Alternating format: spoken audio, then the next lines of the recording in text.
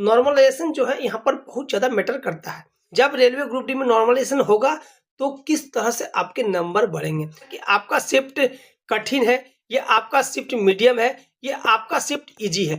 ये इस शिफ्ट के बच्चे 50 से लेकर 60 तक का एवरेज अटेम्प्ट कर पाए हैं। गुड मॉर्निंग प्यारे बच्चों, आज का इस वीडियो बनाने का बस इतना सही उद्देश्य है क्योंकि अभी आपका आंसर की आ चुका है। आप सभी को आपका अपना रॉ मार्क्स पता है और कट ऑफ क्या जा रहा है, विभिन्न सोशल मीडिया माध्यमों से आपको इसकी जानकारी मिल रही है। इसके बाद अब सबसे ज्यादा मायने आप लोगों के लिए रखता है नॉर्मलाइजेशन।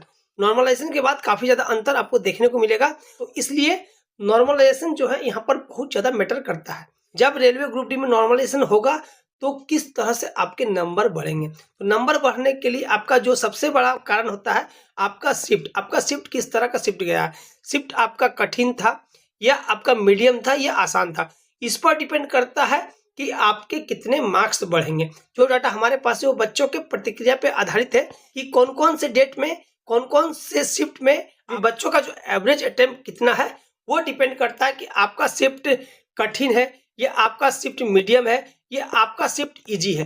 ये डिपेंड करता है आपके अटेम्प्ट पर, मतलब आप जिस शिफ्ट में एग्जाम दे रहे हैं उस शिफ्ट के बच्चे कितने प्रश्न को अटेम्प्ट कर रहे हैं, बच्चों के अटेम्प्ट पे डिपेंड करता है। तो सबसे बच्चों के अटेम्प्ट के हिसाब से जो आपका सबसे कठिन शिफ्ट है, इस शिफ्ट में साइंस के न्यूमेरिकल और रीजनिंग पजल काफी उलझाने वाले थे। यहाँ का जो प्रश्न था, जो साइंस का न्यूमेरिकल्स था, वो काफी ज्यादा परेशान करने वाले सवाल थे।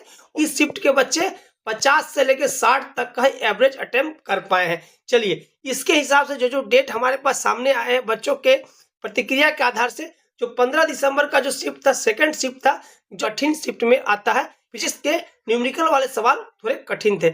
इसके बाद आपका 4 जनवरी वाला जो शिफ्ट है, ये शिफ्ट 1 का जो है, इसमें रीजनिंग का सवाल जो कुछ कठिन था। 18 जनवरी 2026 का जो थर्ड शिफ्ट था, यहाँ भी आपका मैथ जो काफी कैलकुलेटिव मैथ था।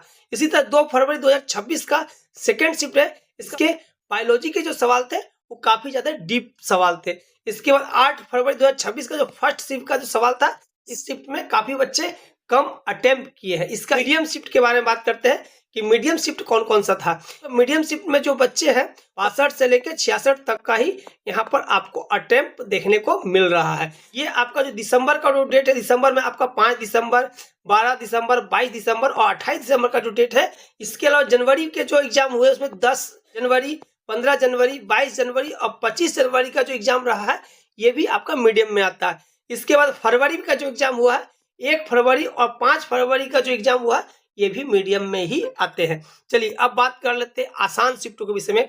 जो सबसे आसान शिफ्ट रहे, सबसे आसान शिफ्ट जो रहा है, आपका एवरेज अटेम्प्ट जो है 70 से 75 प्रश्न बच्चे अटेम्प्ट किए, एवरेज अटेम्प्ट। आपका 70 से 75 का ये एवरेज अटेम्प्ट है। 28 नवंबर का जो शिफ्ट है, ये आपका इजी रहा है। फिर आपका 20 दिसंबर का जो है सेकेंड शिफ्ट है, ये भी इजी रहा है। 12 जनवरी 2026 का जो थर्ड शिफ्ट है, ये भी काफी इजी रहा है। 29 जनवरी 2026 का जो फर्स्ट शिफ्ट है, ये भी आपका इजी रहा है। यहाँ आपका 0 से लेके 5 नंबर तक बढ़ सकता है। मीडियम शिफ्ट वाले के बच्चों का जो मार्क्स जो है 5 से लेके 10 मार्क्स तक आपका बढ़ने की संभावना है।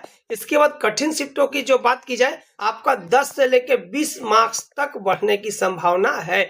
आज का यह वीडियो अगर आपको पसंद आया हो तो लाइक जरूर कर दीजिएगा और हमारे साथ जुड़ के रेलवे की तैयारी करने के लिए आप हमारे चैनल को सब्सक्राइब जरूर कर ले। और चलिए, मिलते हैं एक बेहतरीन वीडियो के साथ अगले वीडियो में। अभी के लिए धन्यवाद।